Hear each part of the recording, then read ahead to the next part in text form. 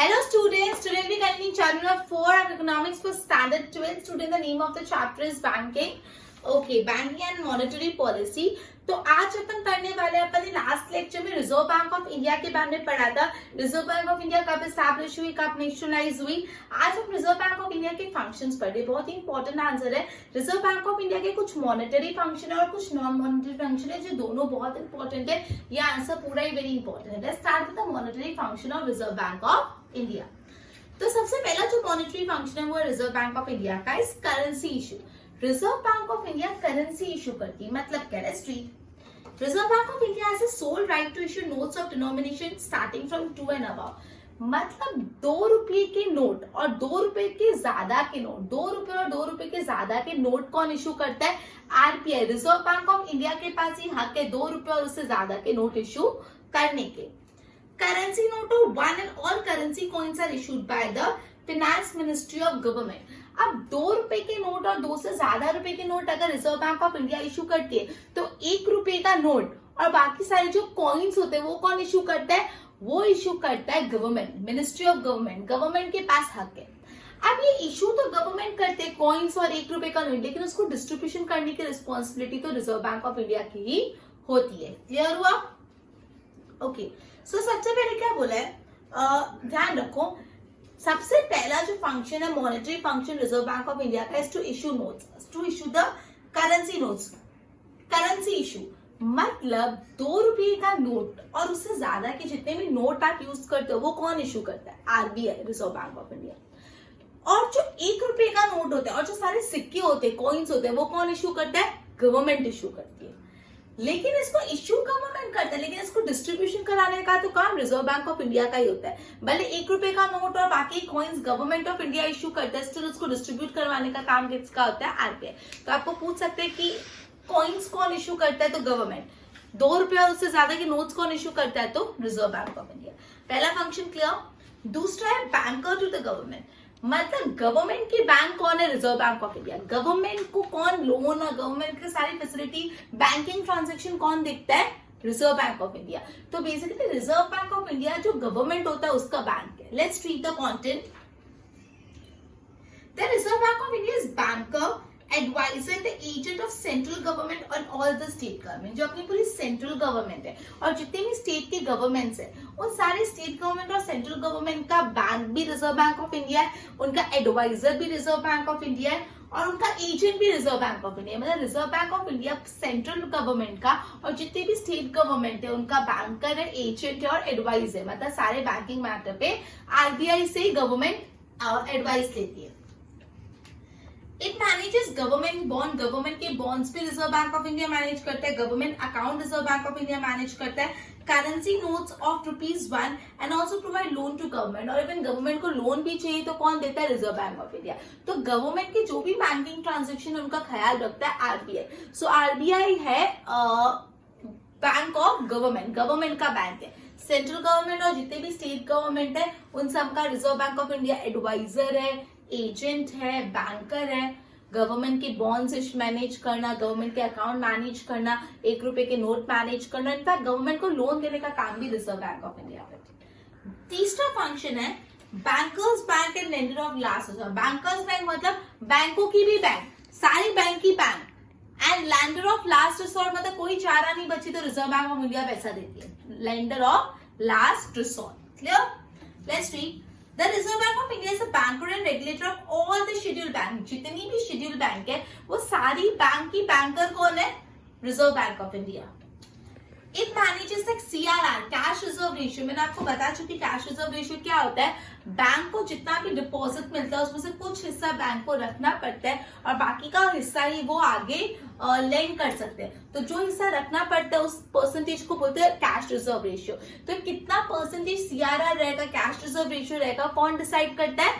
Reserve Bank of India decide करते हैं कि जितने भी शेड्यूल बैंक है वो कितना सीआरआर, कितना पैसा असाइड रखेंगे। सो बेसिकली वो मैनेज करते cash reserve ratio. Determine the direction of credit, किस तरह से क्रेडिट फ्लो होगा वो डिसाइड करते हैं, as well as direct the credit policy and rate of interest for bank. Bank की क्रेडिट की पॉलिसी कैसी होगी, बैंक कितना रेट ऑफ इंटरेस्ट देगी, मतलब कितने रेट ऑफ इंटरेस्ट पे डिपॉजिट एक्सेप्ट करेगी और कितने रेट ऑफ इंटरेस्ट में आगे लोन देगी, सारा चीज का ध्यान कौन रखता है, Reserve Bank of India. It is also the lender of last resort for schedule bank in case of emergency. जब अगर शेड्यूल बैंक को पैसों की जरूरत है, बहुत इमरजेंसी आ गई, तो उस टाइम पे कौन मदद करता है, उस टाइम पे रिजर्व बैंक ऑफ इंडिया ही मदद करता है। तो उसको क्या बोला जाता है, लास्ट में कोई नहीं आता तो Reserve Bank of India is lender of last resort. तो bankers bank and lender of last resort में आपको क्या लिखना है, जितनी भी शेड्यूल बैंक है उन सबका बैंकर और रेगुलेटर कौन है, Reserve Bank of India. Reserve Bank of India बताते हैं कितना कैश रिजर्व रेशियो रखना है, किस डायरेक्शन में क्रेडिट जाएगा, क्रेडिट पॉलिसी कैसी होगी और आपका रेट ऑफ इंटरेस्ट बैंक कितनी रखेगी, बैंक कितने रेट ऑफ इंटरेस्ट पे डिपॉजिट एक्सेप्ट करेगी और बैंक कितने रेट ऑफ इंटरेस्ट पे आगे लोन देगी, ये सारा डिसीजन भी कौन लेता है, आरबीआई लेता है। ठीक है, इनफैक्ट अगर शेड्यूल बैंक को इमरजेंसी है तो कहां से पैसा लेते हैं, लेंडर ऑफ लास्ट रिसोर्ट कौन है, आरबीआई। तो सबसे पहला फंक्शन अपने monetary function Reserve Bank of India का पड़ा, issue currency notes, currency issue. दूसरा अपने पड़ा बैंक ऑफ गवर्नमेंट, गवर्नमेंट की भी बैंक है। और तीसरा पड़ा सबकी बैंक है, bankers bank and lender of last resort. Fourth is credit control. तो Reserve Bank of India control the process of credit creation and money supply in the economy.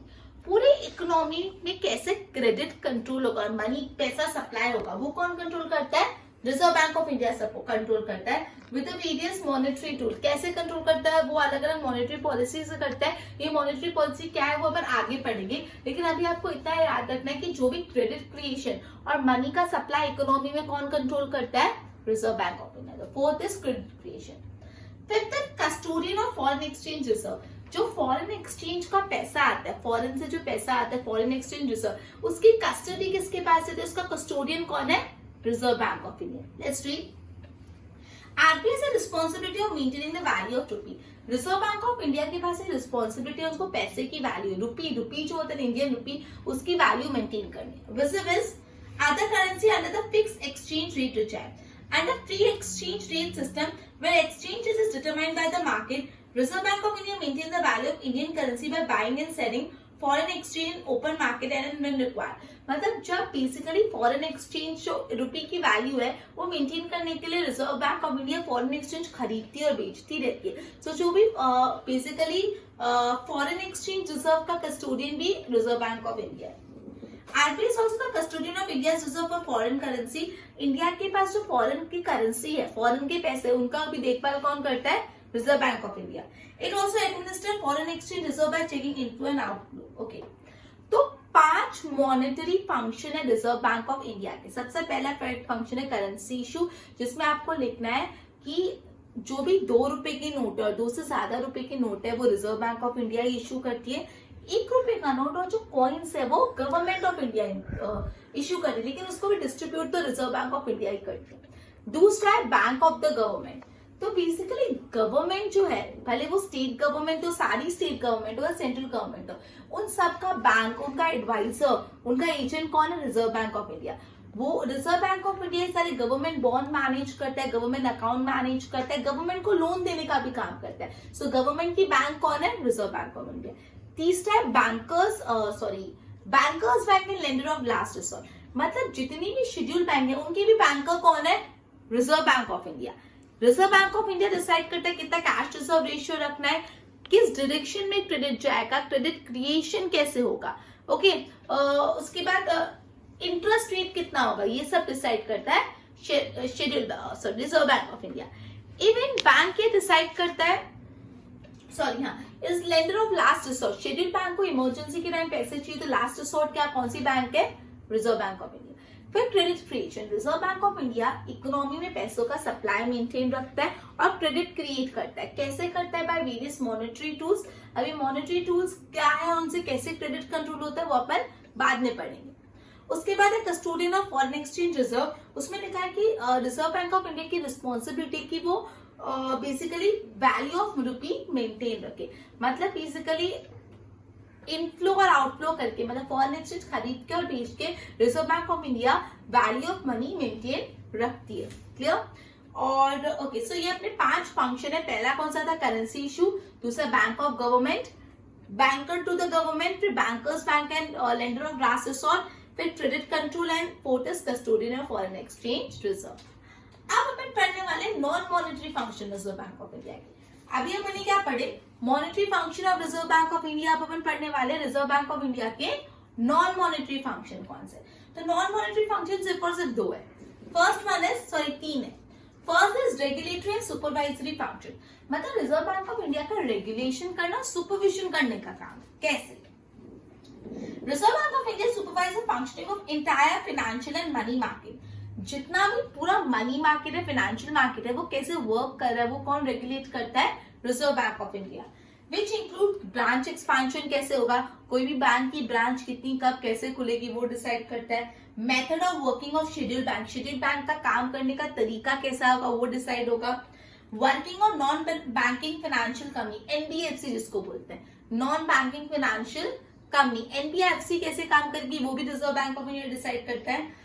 And cooperative bank कैसे काम करेगी वो भी Reserve Bank of India decide करता है। Basically Reserve Bank of India सारा financial market, money market को regulate करता है। कैसे रेगुलेट करता है? और जो भी शेड्यूल बैंक है उनकी वर्किंग मेथड डिसाइड करता है। शेड्यूल बैंक का ब्रांच एक्सपांशन कैसा है वो, एनबीएफसी और कोऑपरेटिव बैंक कैसे फंक्शन करेंगे वो भी Reserve Bank of India decide करता है। तो नॉन मॉनेटरी फंक्शन में पहला है regulatory and supervisory function. Okay, then promotional function. Promotional function में क्या होता है?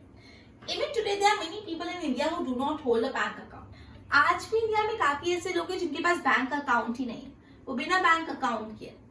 They depend on unorganized money market for their credit need. अब उनको जो पैसों की जरूरत पड़ती है, क्रेडिट चाहिए होता है, उधार पे पैसा चाहिए, तो वो अनऑर्गेनाइज मनी मार्केट पे डिपेंड करता है। अनऑर्गेनाइज मनी मार्केट मतलब कोई लैंडलॉर्ड से जाके पैसा मांग लेना, कोई सेठ है उससे अनसिक्योर लोन ले लेना, ऐसे कि आप थोड़े भी पैसे दे दो मैं आपको रिटर्न कर दूंगा। सो इसको बोलते हैं अनऑर्गेनाइज सेक्टर। सो आज भी जो इंडिया में काफी लोग उनके पास खुद का खाता नहीं है, बैंक खाता नहीं है, बैंक अकाउंट नहीं है, और वो अनऑर्गेनाइज सेक्टर पे डिपेंड करते हैं अपने क्रेडिट नीड्स के लिए।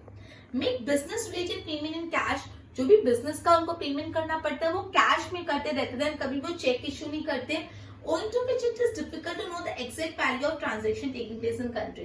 तो इससे exactly जब कैश घूमता है तो आपको exact प्रॉपर नहीं पता चलता। चेक होता है तो क्या होता है, बैंक में डिटेल आ जाती है, इतने का चेक है, इतने का चेक आया, तो पूरी कंट्री को पता रहता है कि कितना मनी सर्कुलेशन हो रहा है। लेकिन जब कैश में ट्रांजेक्शन होता है तो उसका अकाउंटिंग नहीं हो पाती। Clear? And it became difficult to ascertain, इसलिए difficult to ascertain the exact value of money or arrive with an actual figure of national income. इस वजह से नेशनल इनकम कितनी है वो भी नहीं कैलकुलेट कर पाते, क्योंकि काफी लोगों के पास बैंक अकाउंट है नहीं, वो कैश में डीलिंग करते हैं, अनऑर्गेनाइज सेक्टर से लोन लेते हैं, तो एग्जैक्ट नेशनल इनकम डिराइव करना डिफिकल्ट हो जाता है। Hence, RBI tried to create banking awareness among people. इससे रिजर्व बैंक ऑफ इंडिया लोगों में बैंकिंग अवेयरनेस क्रिएट करता है कि बैंक में खाता खुलवाओ, बैंक में खाता खुलवाना क्यों जरूरी है, ये सारी चीजें बैंकिंग अवेयरनेस क्रिएट करता है। Encourage branch expansion in rural area, और bank, Reserve Bank of India बोलता है कि आप अपनी जो ब्रांच बना रहे हो वो रूरल एरिया में बनाओ, गांव में जाके बनाओ, रूरल एरिया में बनाओ, कि वहां के लोग भी आप खाता खुला पाए और बैंक ट्रांजेक्शन कर पाए। सो ब्रांच एक्सपांशन एनकरेज करता है in the rural area. And promote setting up a cooperative bank in the interest of people, और कोऑपरेटिव बैंक सेटअप करने में भी बहुत प्रमोशन देता है। It make effort to get more and more people under the organise money market. Reserve Bank of India constantly ये try कर रहे हैं कि ज्यादा से ज्यादा लोग ऑर्गेनाइज मनी मार्केट के अंदर आ जाए। ऑर्गेनाइज मनी मार्केट मतलब क्या होता है? Banking system, NBFC, cooperative bank. जो अनऑर्गेनाइज मनी मार्केट है, जहाँ पे आपको कोई किसी से पैसे उधार लेने, मतलब बैंक से नहीं, जैसे कोई आपका रिलेटिव हो या कोई लैंडलॉर्ड है या तो कोई सेठ साहब है जिससे आप पैसे ले रहे हो, सो अनऑर्गेनाइज सेक्टर से बाहर निकाल के ऑर्गेनाइज सेक्टर में आने को एनकरेज करता है। सो ये है उनका प्रमोशनल फंक्शन। प्रमोशनल फंक्शन में अपन ने क्या पढ़ा, I am explaining you once again. आज भी इंडिया में काफी ऐसे लोग हैं जिनके पास खुद का बैंक अकाउंट नहीं है, उनके पास बैंक अकाउंट नहीं है, उन लोग को अगर किसी पैसे की नीड है, क्रेडिट नीड है, तो वो अनऑर्गेनाइज सेक्टर पे डिपेंड करते हैं, मतलब वो कोई सेठ से, अपने रिलेटिव से पैसे उधार ले लेते हैं। इवन वो जो डीलिंग करते हैं वो कैश में करते हैं, चेक में नहीं करते, जिससे एग्जैक्टली रिकॉर्ड में नहीं आता कितना मनी उन्होंने ट्रांजेक्शन किया। उस वजह से एग्जैक्ट नेशनल इनकम और बाकी डिटेल्स कैलकुलेट करना मुश्किल हो जाता है। इसलिए रिजर्व बैंक ऑफ इंडिया क्या करते हैं, लोगों में जागरूकता क्रिएट करते हैं अबाउट बैंकिंग, लोगों में बैंकिंग अवेयरनेस क्रिएट करने की कोशिश कर रही है। रिजर्व बैंक ऑफ इंडिया बोल रही है आप अपने अकाउंट खुलवाओ, रिजर्व बैंक ऑफ इंडिया बोलते हैं कि आप रूरल एरिया में अपने ब्रांचेस सेटअप करो, ब्रांच का जो एक्सपांशन है वो रूरल एरिया में करो, कोऑपरेटिव बैंक सेटअप करो और ज्यादा से ज्यादा लोगों को ऑर्गेनाइज मनी मार्केट में लेके आओ, दैट इज बैंक्स, एनबीएफसी और कोऑपरेटिव बैंक से वो लोग डीलिंग करें। क्लियर? ये था दूसरा नॉन मॉनेटरी फंक्शन। तीसरा, financial inclusion and development.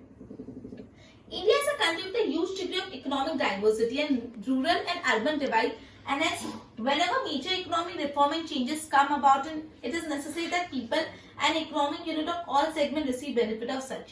अब बोला India is a country with a huge degree of economic divide.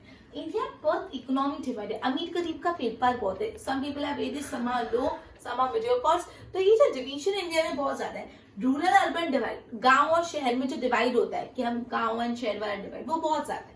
सो जब भी कोई भी इंडिया में इकोनॉमिक रिफॉर्म आ रहा है या कोई भी चेंज आ रहा है, तो ये ध्यान रखना बहुत ही जरूरी है कि ये बदलाव का जो फायदा है वो सिर्फ रूरल एरिया या सिर्फ अर्बन एरिया को नहीं, दोनों को मिलजुल के मिले। क्लियर? फॉर सच इंक्लूजन, ये चीज के लिए reserve Bank of India continuously make effort in banking space. Reserve Bank of India continuously banking sphere में कुछ ना कुछ एफर्ट, कुछ ना कुछ चेंजेस डालने की कोशिश कर रहा है। It provide special credit facility to priority sector, जो एग्रीकल्चर होता है, प्रायोरिटी सेक्टर मतलब जो इंपॉर्टेंट है, एग्रीकल्चर सेक्टर हो गया, स्मॉल स्केल इंडस्ट्रीज जो होती है, जो सेल्फ एम्प्लॉयड पीपल है, ट्रेडिशनल कॉटेज इंडस्ट्री को ज्यादा से ज्यादा क्रेडिट फैसिलिटी, मोटिवेशन दे रहा है, लोन देने की कोशिश कर रहा है। क्लियर? सो ये फाइनेंशियल इंक्लूजन डेवलपमेंट ने बोला कि इंडिया एक ऐसी कंट्री जहाँ पे बहुत सारा इकोनॉमिक डिवाइड है, रिच पुअर का डिफरेंस, रूरल अर्बन डिवाइड है। सो बोला जब भी कोई भी इकोनॉमिक रिफॉर्म या कोई भी बदलाव आए तो उस बदलाव का फायदा हर रूरल अर्बन सबको मिलना चाहिए। इस वजह से बैंक कंटिन्यूअसली बैंकिंग स्फीयर में एफर्ट डाल रही है अलग अलग चेंजेस लाने का। Bank special credit, special loan दे रहे हैं प्रायोरिटी सेक्टर्स को। प्रायोरिटी सेक्टर्स कौन हो गया? एग्रीकल्चर हो गया, स्मॉल स्केल इंडस्ट्री होगी, जो cottage industry, self employed people है, उन सब। It also make an effort to increase the information flow and enhance awareness regarding banking. In present time, Reserve Bank of India, आज present time में Reserve Bank of India prime minister जो जनधन योजना है वो manage करते हैं। Reserve Bank of India work towards the protection of interest and rights of consumer. Reserve Bank of India जो customer है उनका हक बचाने के लिए भी कॉन्स्टेंट एफर्ट डालता है। It published all type of banking related information and statistics as well as export article in order to promote research related to banking। RBI website, आपको आरबीआई वेबसाइट पे सारी इंफॉर्मेशन फ्री में मिल जाएगी, आप उसको access कर सकते हो। क्लियर? सो ये था non monetary function. Non monetary function तीन थे। पहला था रेगुलेटरी सुपरवाइजरी फंक्शन, उसमें पूरा bank regulatory supervisory function perform करती है, पूरे मनी मार्केट को रेगुलेट करती है, ब्रांच एक्सपांशन कैसे होगा वो डिसाइड करती है, शेड्यूल बैंक कैसे वर्क करेंगे वो डिसाइड करती है, एनबीएफसी कोऑपरेटिव बैंक कैसे वर्क करते हैं वो डिसाइड करती है। फिर आ जाते हैं प्रमोशनल फंक्शन। बोला इंडिया में आज भी काफी लोग हैं जिनका बैंक अकाउंट नहीं है, जो चेक से डीलिंग नहीं करते, जो कैश यूज करते हैं, अनऑर्गेनाइज मनी मार्केट पे डिपेंड करते हैं। इस वजह से क्या हो जाता है, इस वजह से नेशनल इनकम कैलकुलेट करना डिफिकल्ट हो जाता है। क्लियर? इसलिए bank, Reserve Bank of India constantly banking awareness create करिए, लोगों को बोल रहे अकाउंट खुला, रूरल एरिया में ब्रांच सेटअप करो, कोऑपरेटिव बैंक्स को एनकरेज करिए, राइट। फिर फाइनेंशियल इंक्लूजन एंड डेवलपमेंट, ये बोला इंडिया में बहुत इकोनॉमिक डिवाइड है, रूरल अर्बन डिवाइड है, तो जब भी कोई भी रिफॉर्म है तो उसका फायदा दोनों को मिलना चाहिए।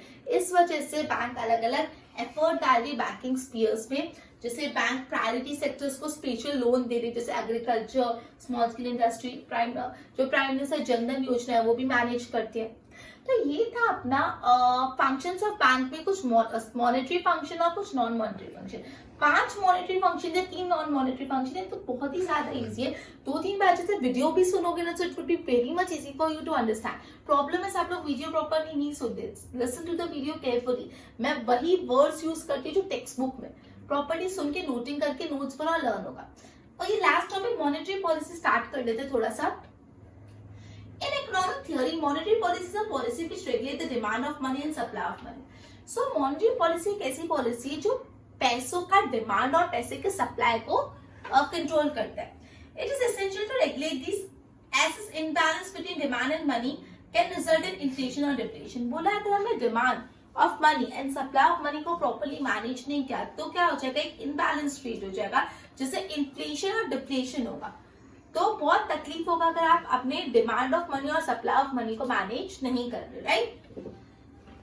Can impact the value of Indian currency और एकदम डिस्टेबलाइज कर लेगी। इसलिए जो मॉनेटरी पॉलिसी है उसको हम लोग स्टेबलाइजेशन पॉलिसी बोलते हैं। तो आपको ऐसे ही पूछ सकते हैं मॉनेटरी पॉलिसी का दूसरा नाम क्या है? मॉनेटरी पॉलिसी का दूसरा नाम है स्टेबलाइजेशन पॉलिसी।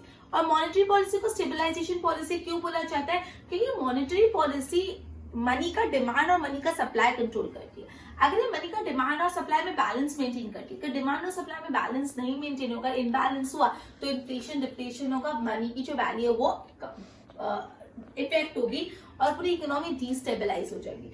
इसलिए मॉनेटरी पॉलिसी को हम स्टेबलाइजेशन पॉलिसी भी बोलते हैं। In earlier time, the purpose of monetary policy in India was more to regulate the volume of money, value of money, and nature of money. Okay. From the viewpoint of economic theory, अपन को 3 definition है monetary policy की, वो एक बार देख लेते हैं। Monetary policy constitutes the conscious step undertaken by the monetary authority which bring about changes in the stock of money, source of money, and cost of money. So बोले monetary policy conscious, दिमाग से consciously लिया हुआ step है जो monetary authority ने लिया है, जिससे कि आपका चेंज आएगा मनी के स्टॉक में, मनी के सोर्स में और मनी की कॉस्ट में। Clear? Next, the policy which enters various tools for regulating supply of money in the hands of apex bank with the purpose of achieving general economic objective. तो monetary policy ये policy है जो कैसे भी करके पूरा supply of money apex bank में reserve Bank of India को दे देती है। फिर सिंपल टर्म तो policy undertaken by apex bank. Apex bank कौन है? Reserve Bank of India. मतलब मॉनेटरी पॉलिसी वो पॉलिसी जो एपेक्स बैंक से लिए for regulating the supply of money, जिससे सप्लाई ऑफ मनी मेंटेन हो, इन order to maintain economic stability, जिससे इकोनॉमिक स्टेबिलिटी हो, keeping into consideration the process of economic development interest of public, और economic development और public interest को ध्यान रखिए। जो थर्ड डेफिनेशन है वो सिंपल और इजी और अंडरस्टैंडेबल है, वो लर्न करना। एक बार वापस समझा रही हूँ। पॉलिसी अंडरटेकन मतलब मॉनेटरी पॉलिसी एक ऐसी policy which is undertaken by the apex bank. कौन लेता है मॉनेटरी पॉलिसी? एपेक्स बैंक, मतलब रिजर्व बैंक ऑफ इंडिया ने लिए। क्यों? For regulating the supply of money, जिससे सप्लाई ऑफ मनी रेगुलेट हो, वो भी क्यों? In order to maintain economic stability, जिससे इकोनॉमिक स्टेबिलिटी मेंटेन हो, keeping into consideration the process of economic development and interest of public, economic development और public interest को ध्यान रखें। ऐसी पॉलिसी को बोलते हैं मॉनेटरी पॉलिसी। सो आज अपन ने 5 मॉनेटरी पॉलिसी की रिजर्व बैंक ऑफ इंडिया के फंक्शन के 5 मॉनेटरी फंक्शन पढ़े, 3 नॉन मॉनेटरी फंक्शन और मॉनेटरी पॉलिसी का इंट्रोडक्शन देखा। नेक्स्ट लेक्चर में हम इंस्ट्रूमेंट ऑफ मॉनेटरी पॉलिसी लेंगे और चैप्टर को कंप्लीट करने की ट्राई करेंगे। Till then good bye.